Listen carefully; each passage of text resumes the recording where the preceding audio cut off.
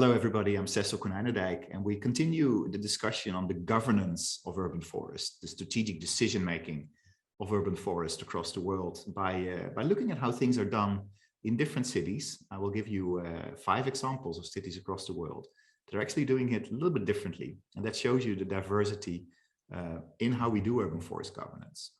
So I would like you to become familiar with urban forest governance in different contexts, and also to help you find ways of analyzing these complex governance and decision-making processes for urban forests by looking at the key dimensions of actors, resources, rules of the game, and discourses.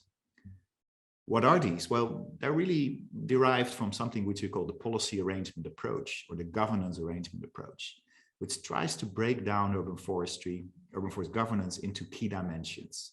So some of the questions you could ask yourself when you're analyzing a specific urban forest governance situation is, who are the key players, who are the key actors, and what kind of collaborations are they undertaking in terms of alliances? What topics are they discussing? What are what we call the storylines or discourses? Is it about climate change or public health or city development, or maybe a combination of those? Also, what are the resources and power that these actors bring into the decision making? So those more powerful actors will probably have more to say on the decisions, but maybe the other actors can bring things like knowledge and money and networks that can also be really important. And then finally, what are the rules of the game? And with that, we mean, how are decision-making processes structured, formally as well as informally? Who is included, who is not? You can compare the rules of the game with the rules for certain sports like football. If you don't really know the rules, it's very difficult to play it maybe. And that actually happens in governance as well. Sometimes people don't really know what the rules of the game are, and that makes it very difficult to influence those processes. So together, these really shape kind of the models of governance that we'll see. And really, there are 3 kind of key models here. You can actually have governance by government, where government, public actors like cities or national governments, they really drive the decision-making for urban forests. Then you have governance with government, which means that actually the government agencies are not only taking decisions on their own, but work together with other actors. That could be not-for-profits, there could be private sector actors, etc. And even you can have governance without government, where other non-governmental groups lead the way and actually decide on what happens with urban forests. So the first example that I wanted to show you is the city of Melbourne in Australia, which is a great example of how urban forestry can be done in a very strategic way. So when the city started facing issues with climate change and public health challenges, as well as the dying of some of its iconic trees because of drought, they developed a long-term strategic approach to urban forestry, trying to show how the urban forest would have to be changed and made more resilient to produce important benefits. And this was really a combination of different actors and different interests merging. The city, politicians, citizens, not-for-profits, the local university, they all went together to develop this really interesting strategic approach. And you see the way they communicate some of the key aspects of the urban forestry program in really nice, well-informed iconographics as well. The city of Barcelona is also faced with some challenges, and not in the least, of course, this is a very old and dense city. So we try here to raise the canopy cover, even though that could be very difficult. But to do that, of course, you have to understand what is the current situation, how many trees are there in different parts of the city, who is managing and owning these trees, and then you develop a long-term strategy, which the city did, the Trees for Life strategy. And the idea really here is to expand the tree cover in Barcelona, and also here they talk about climate change and public health, but to do that in a very step-by-step approach that involves a wide range of actors.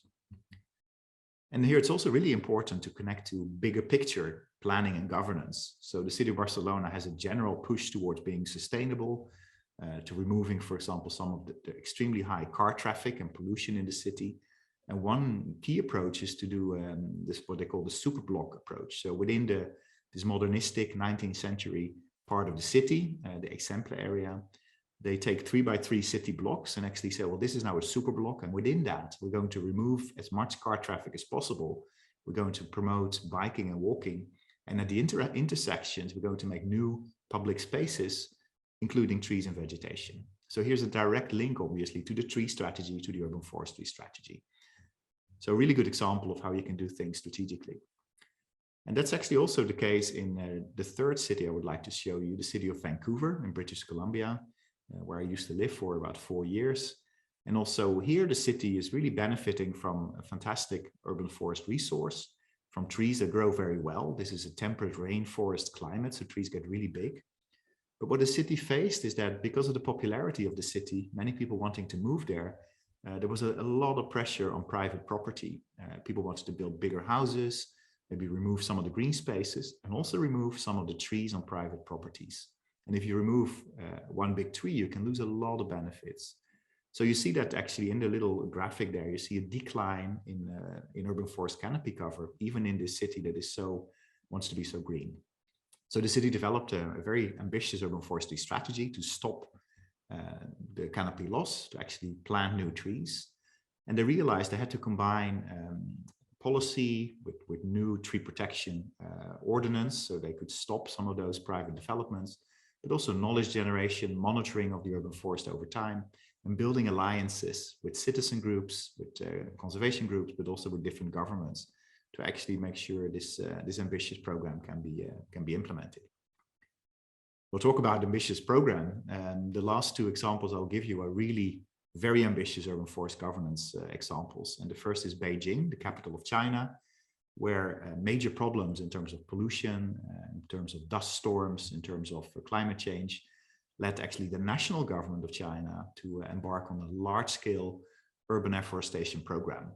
And the idea is really to plant trees to provide all these different benefits to the people of Beijing. And this is a huge area, about 20-25 million people living here, but they planted 50 million trees over a few years' time, new forest, new street trees.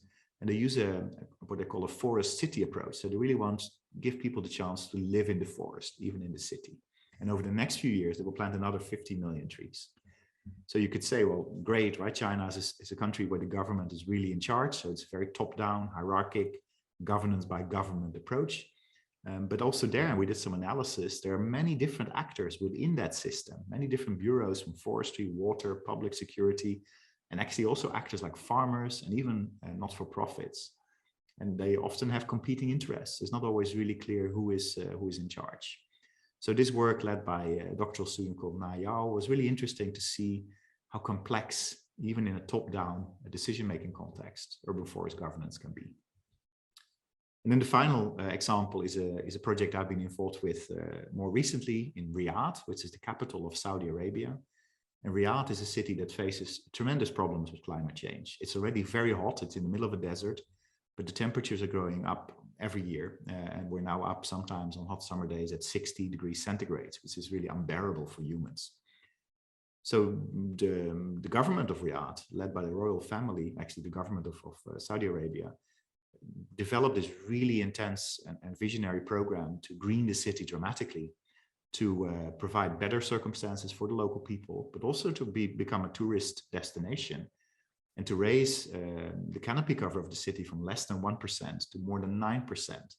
And this, of course, requires a lot of investments, and there is quite some money in Saudi Arabia, but that's not enough. You need knowledge, you need technical skills, you need to have the right people in place. So the program being developed, the Green Riyadh program, relies heavily on working together with private sector, mobilizing different government agencies, raising awareness amongst the local population, and also actually employing or recruiting people from outside of Saudi Arabia to support capacity building and creating more knowledge that can then be used for the longer term.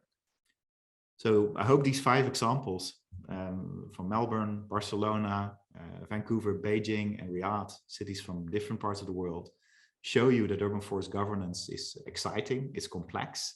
And also I think it has shown you a little bit how you, through that lens of these dimensions, can actually understand some of the complexity. And this could be really helpful when you want to be involved in urban forestry yourself.